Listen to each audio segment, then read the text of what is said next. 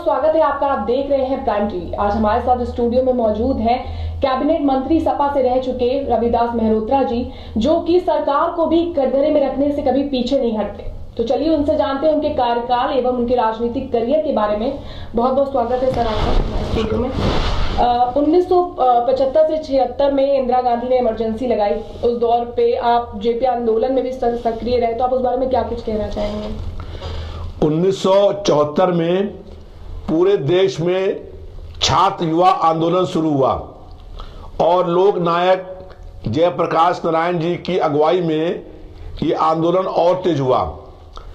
सत्ता के साथ साथ व्यवस्था बदलने के लिए ये संघर्ष था और उस दौरान 12 जून 75 को हाई कोर्ट से फैसला आया कि तत्कालीन प्रधानमंत्री इंदिरा गांधी का चुनाव अवैध है। उसके बाद पूरे देश भर में बहुत बड़े स्तर के ऊपर आंदोलन शुरू हो गया और 25 जून 75 को दिल्ली में एक बहुत विशाल रैली हुई, जहां नारा दिया गया कि सिंहासन खाली करो, जनता आती है। और उसके बाद 25 जून की अर्धरात्रि में देश में आपातकाल लगा दिया गया। आपातकाल में जुल्म, अत्याचार और अन्याय करने की सारी सीमाएं टूट गईं। पूरा देश जेल खाना बना दिया गया। हम लोग 20 महीने पूरे लगातार आपातकाल में जेल के अंदर बंद रहे और आपातकाल के बाद चुनाव हुए। 9 राज्यों में कांग्रेस पार्टी को एक सीट नहीं मिली और प्रधानमंत्री स्वयं चुनाव हार गई। आपातकाल का ये महासंग्राम लोकतंत्र की बहाली का आंदोलन था। आपातकाल में महासंग्राम के बाद देश में लोकतंत्र बहाल हुआ था। इमरजेंसी के बाद 1977 में आप लखनऊ यूनिवर्सिटी के महामंत्री रहे, फिर 89 में आप विधायक चुने गए जनता पार्टी से, तो इस पर आप क्या कुछ कहना चाहेंगे? सन 77 में आपातकाल समाप्त होने के बाद मैं लखनऊ यूनिवर्सिटी छात्र संघ का महामंत्री हुआ और उसके बाद हम लोगों ने पूरे देश भर में, पूरे प्रदेश भर में छात्र युवा आंदोलन किए और छात्रों को, बेरोजगार लोगों को रोजगार मिले, इसके लिए शिक्षा में परिवर्तन हो, इसके लिए हम लोगों ने संघर्ष किया। और 89 में हम पहली बार विधायक हुए। प्रदेश सरकार की तत्कालीन जो गृह मंत्री थी उनको हमने चुनाव हराया और चुनाव हराने के बाद लगातार जनता की समस्याओं को लेकर के हम लोग लगातार संघर्ष करते रहे।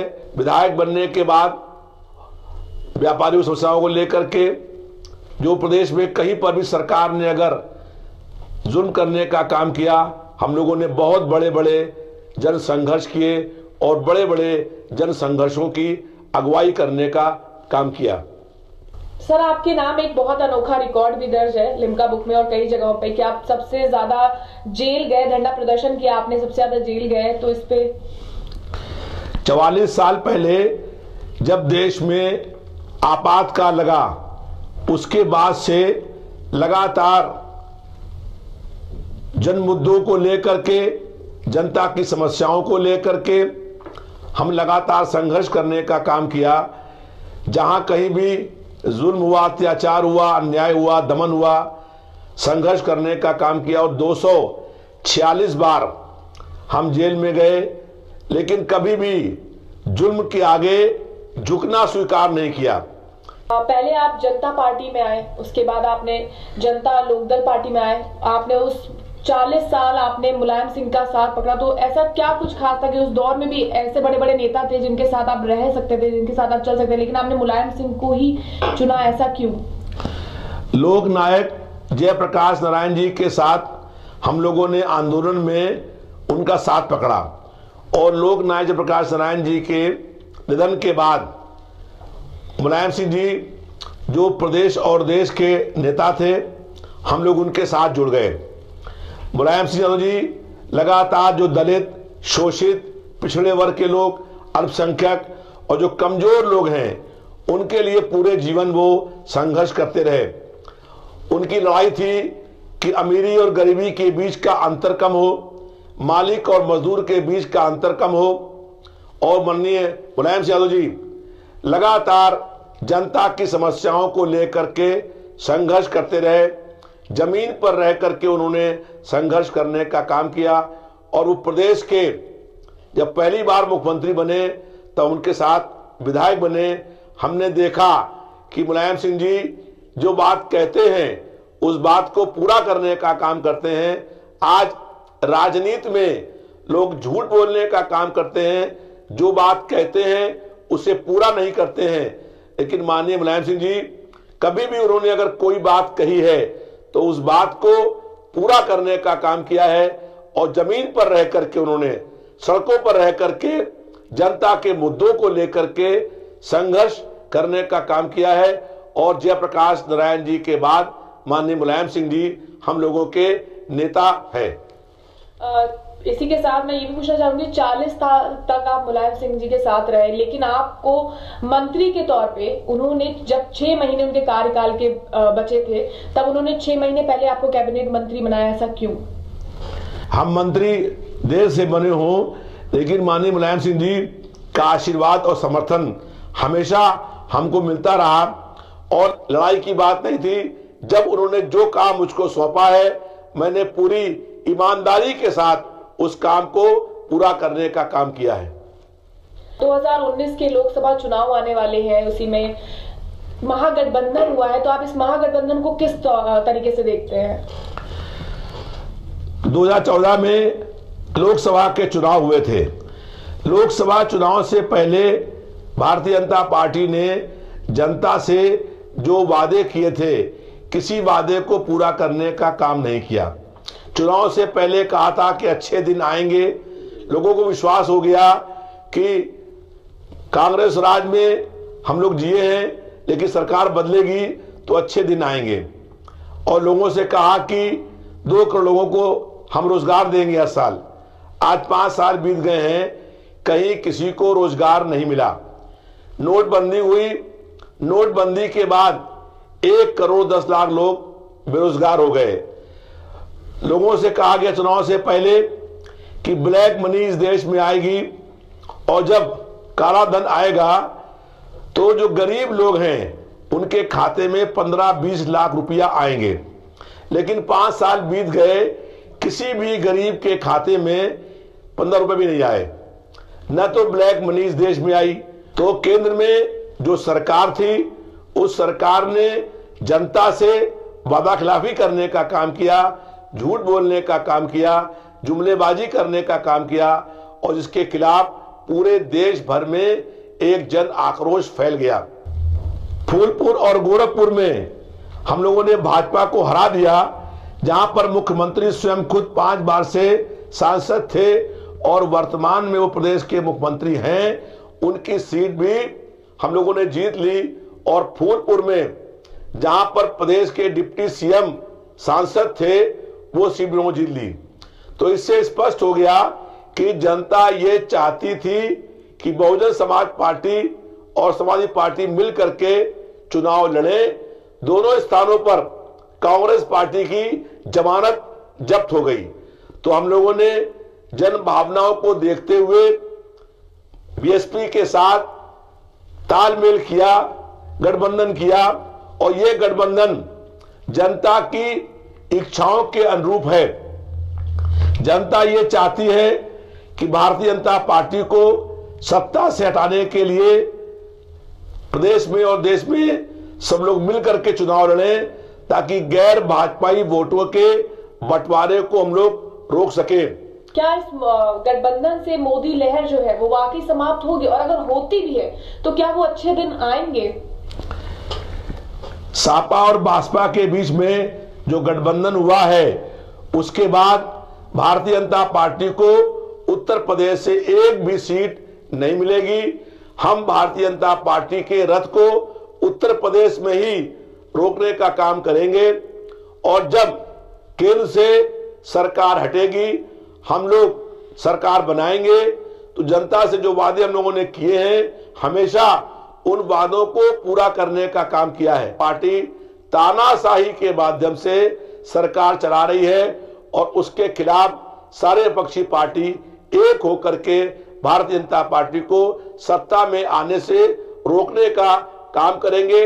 उत्तर प्रदेश में बीएसपी और सपा भारतीय जनता पार्टी का सशक्त विकल्प है।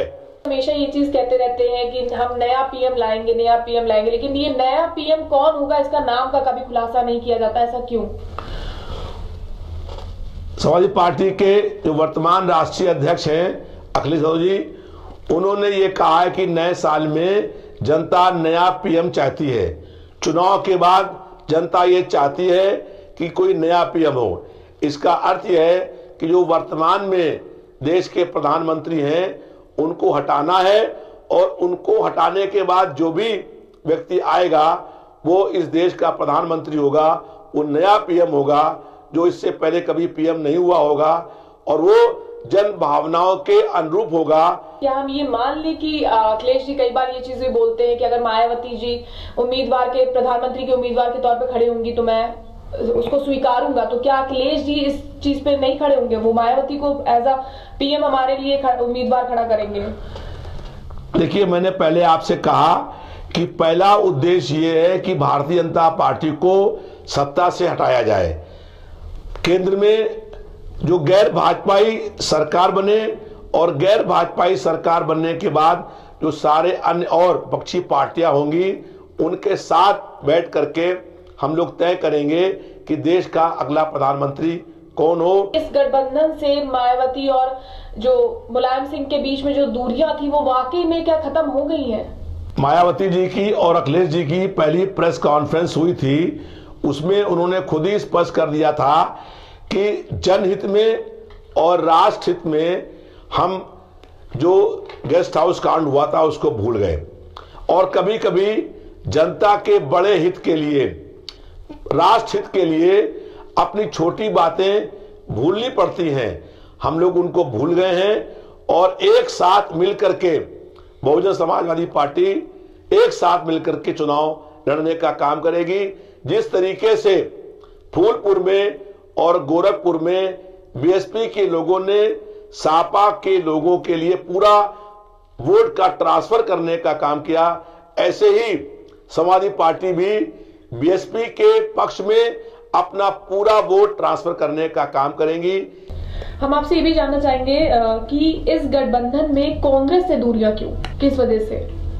हम प्रदेश सरकार के कैबिनेट के मंत्री थे, उससे पहले विधायक थे। हमारा नाम तय हो गया और नाम तय होने के बाद अखिलेश यादव जी और राहुल गांधी जी ने संयुक्त रूप से अपने चुनाव का श्री गणेश और उद्घाटन लखनऊ मध्य क्षेत्र से किया। यहां लखनऊ मध्य क्षेत्र में अखिलेश यादव जी और राहुल गांधी जी एक साथ रथ पर निकले और मेरे पूरी कॉन्स्टिट्यूंसी में 90% कॉन्स्टिट्यूंसी में वो घूमकर उन्हें मेरे लिए वोट मांगा और जनता ने उनका स्वागत किया। हम लोग उनके साथ में रहे और उसके बाद अगले दिन 30 जनवरी को उन्होंने मेरे खिलाफ कैंडिडेट खड़ा कर दिया और उसकी जमानत जब्त हो गई, लेकिन भारतीय जनता पार्टी चुनाव जीत गई। तो कांग्रेस पार्टी गठबंधन का पालन नहीं करती है, कांग्रेस पार्टी का वोट ट्रांसफर नहीं होता है और कांग्रेस पार्टी जहां पर नहीं लड़ती है वहां उसका ज्यादा भाजपा में। इसलिए इस बार हम लोगों ने कांग्रेस पार्टी से तालमेल नहीं किया है। दूसरा कारण यह भी है कि जो स्पष्ट किया गया है कि कांग्रेस पार्टी ने आज से 44 साल पहले देश में आपातकाल लगाया, लेकिन आज तक कांग्रेस पार्टी ने उसके बदले में माफी मांगने का काम नहीं किया कि वो मुझसे भूल थी। तो कांग्रेस पार्टी के इस कारण से ये गठबंधन हम लोगों से उनका नहीं हो पाया। जब कांग्रेस पार्टी से तालमेल नहीं बैठा तो उनके लिए 2 सीटें किस लिए छोड़ी गई? इसलिए कि अमेठी और रायबरेली में हमारे पास इतने मजबूत प्रत्याशी नहीं हैं कि हम सोनिया गांधी और राहुल गांधी चुनाव हरा पाए। तो अगर हम वहां से अपना खड़ा करेंगे प्रत्याशी तो संभावना है कि भाजपा वहां से जीत सकती है।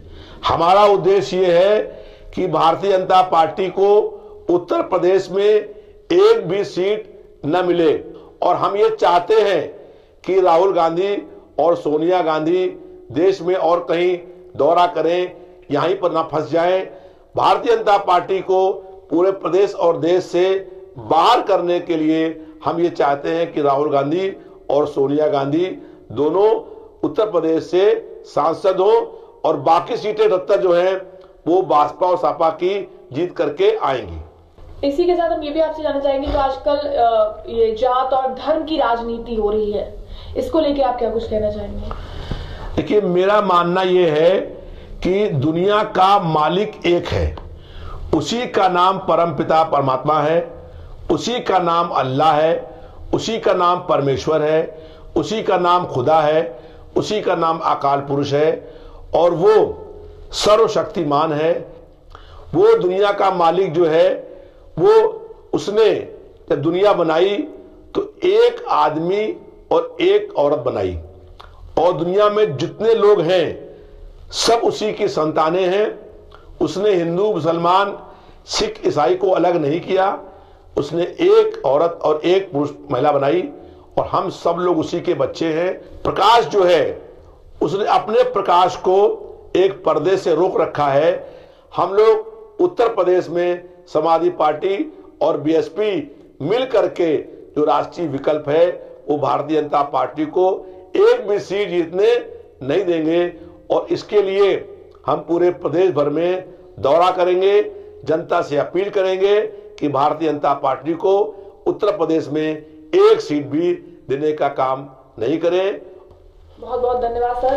तो ये थे हमारे साथ रविदास मेहरोत्रा जी, जिन्होंने बड़े ही बेबाकी के साथ हमारे सारे सवालों का जवाब दिया।